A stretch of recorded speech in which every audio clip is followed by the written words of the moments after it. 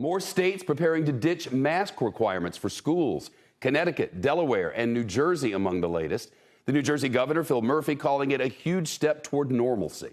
Decisions like these, balancing public health with the need to get back to some semblance of normalcy, are not easy.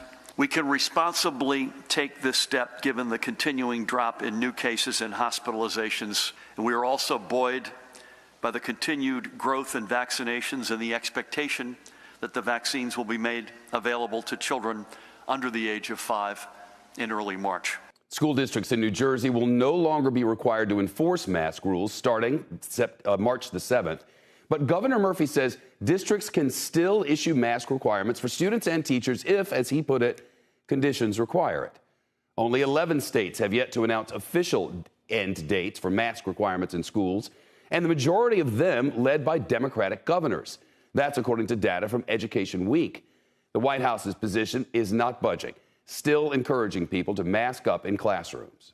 Our advice to every school district is to abide by public health guidelines. It continues to be at this point that the CDC is advising that masks can delay, reduce transmission. But as more states move to ditch mask rules for kids, pressure is growing on those who have yet to act. Here's CNBC's Perry Russell.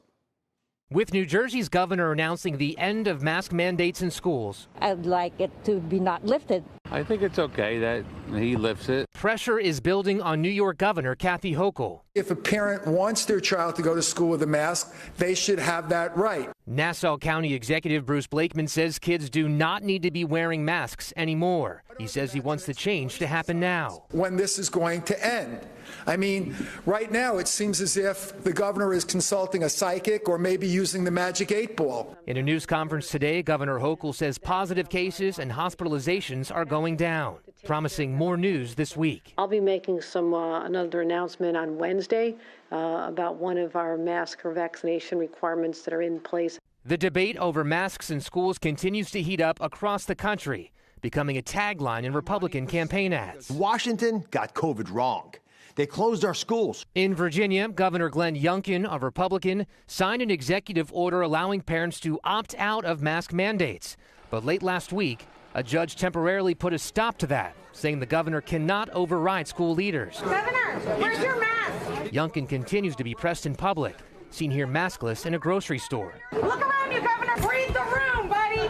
In Illinois, Governor J.B. Pritzker, a Democrat, is requiring masks in schools. On Friday, a judge put that requirement on hold, saying the governor overstepped his legal authority. We want to make sure that we're getting an appeal heard as soon as possible. Dr. Scott Gottlieb on Squawk Box this morning. At least when it comes to schools and kids, we should be willing to take a little bit more risk to try to return some sense of normalcy.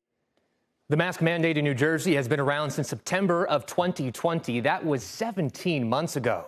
Governor Phil Murphy says we are not going to manage COVID down to zero. We just have to live with it, Shep.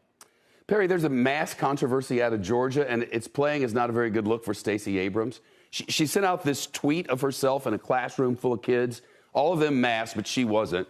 That tweet later deleted. How's she explaining that?